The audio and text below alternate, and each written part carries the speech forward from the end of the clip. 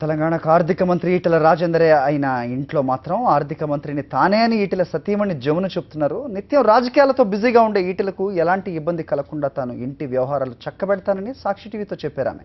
ఇవాళ అసెంబ్లీలో ఈటెల బడ్జెట్ ప్రవేశపెడుతున్న సందర్భంగా ఆయన సతీమణి జమునతో మా ప్రతినిధి Srikanth face to face.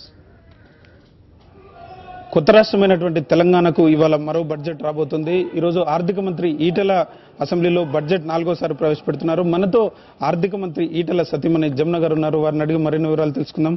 Madam, Etela గారు రాష్ట్రానికి ఆర్థిక మంత్రి, ఇంట్లో ఆర్థిక మంత్రి ఎవరు, మీరా ఈటెల? ఇంట్లో ఆర్థిక మంత్రి ఏ ఇంట్లోనైనా మహిళలే ఉంటారు కాబట్టి మా ఇంట్లో కూడా ఆర్థిక మంత్రి నేనే. సార్ బిజీగా ఉన్నప్పుడు వ్యవహారాలన్నీ మీరే చక్కబెడుతుంటారా? సార్ బిజీగా ఇప్పుడు కాదు, అంటే 2004 కంటే ముందు ఎప్పుడైతే రాజకీయాలకి వచ్చిండ్రో అప్పటి నుండి సారు బిజీగానే ఉంటారు. ఇంట్లో విషయాలు చాలా తక్కువ పట్టించుకోవడం, అంటే ఇంట్లో విషయాలు మొత్తం నేనే చూసుకుంటాను. సార్ మాత్రం ఏమైనా రాజకీయాలు పార్టీనే చూసుకుంటారు. అదే సమయంలో ఆర్థిక మంత్రి అంటే అనేక ఒత్తిళ్లు ఉంటాయి. అలాగే బీసీ వర్గానికి ప్రాతినిధ్యం వస్తున్నటువంటి ఈటెల అనేక విషయాలు పార్టీ పరంగా ప్రభుత్వ పరంగా చక్కబెడుతుంటారు. ఆ విషయాలు ఇంట్లో ఏమన్నా వచ్చి మీతో పంచుకుంటుంటారా, డిన్నర్ చేసేటప్పుడు కానీ ఇతర సమయాల్లో? ఆర్థికంగా మాత్రం అంటే కొత్త రాష్ట్రం ఏర్పడింది కాబట్టి ఎట్లాగా ఉంటుంది, కానీ బంగారు తెలంగాణ కోసం కావాలి కాబట్టి మన దగ్గర ఆర్థిక వనరులు అన్నీ ఇంతకుముందే ఉన్నాయి. వాటిని వెనుకకు అంటే నెట్టివేయబడినారు కాబట్టి దాన్ని బంగారు తెలంగాణ తీసుకురావాలని వెనుకబడిన కులాల కోసమే బడ్జెట్ పెట్టేటట్టున్నారు ఈ బడ్జెట్.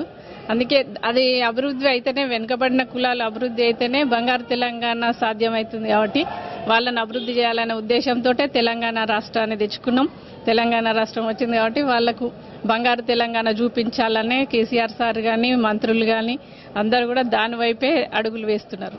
అంటే మంత్రి గారు ఇంట్లో బాగా చేసిన, అంటే తనకు సంతృప్తి కలిగించిన పని కానీ, లేదంటే ఇది చేయలేకపోయాను ఇంకా చేయాలని అలాంటివి ఏమన్నా మీతో మాట్లాడుతుంటారు?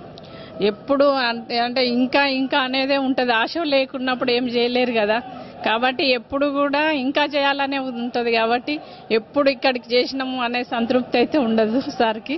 ఇంకా చేయాలి, ప్రజల కోసం ఇంకా చేస్తే బాగుండనే ఉద్దేశం. గతంలో హాస్టళ్లకు సన్న బియ్యం ఇచ్చినప్పుడు మంత్రి గారికి బాగా పేరు వచ్చింది. అలానే ఇంకా చేయాల్సింది చేయలేకపోయాను అనే దాని విషయంలో ఎట్లాంటి చర్చలు మీ మధ్య ఉంటాయి? అంటే సన్న బియ్యం ఇవ్వడం వల్ల చాలా వరకు, అంటే అన్నం అంతకుముందు తినని వాళ్ళు మంచిగా కొంచెం తింటేనే చదవడానికి వస్తుందనే ఉద్దేశంతో సన్న బియ్యం ఇవ్వడం జరిగింది. ఇంకా కొంచెం హాస్టల్ ఇంకా మెరుగుపరచాలనే ఆలోచనతోటి ఉన్నారు. అలా అంటే నెక్స్ట్ బడ్జెట్ వరకు అలా చేయాలని నేను కూడా కోరుకుంటున్నా, చేస్తారు కూడా. మోడీ నోట్ల రద్దు చేసినప్పుడు మహిళలు దాచుకున్న డబ్బులన్నీ బయటకు వచ్చినాయి పోపు డబ్బాల్లో. మీరు ఎంత డబ్బు దాచారు? మీరు సార్కి ఇచ్చారా, బ్యాంకులో మీరే వేశారా? మా దగ్గర ఉన్నది అంటే ఒక 3.5 lakh ఉండే, అవి తీసుకు బ్యాంకులో వేసేసాను.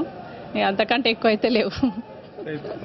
ఇది ఈటెల సతీమణి జమున గారు చెప్తున్నారు.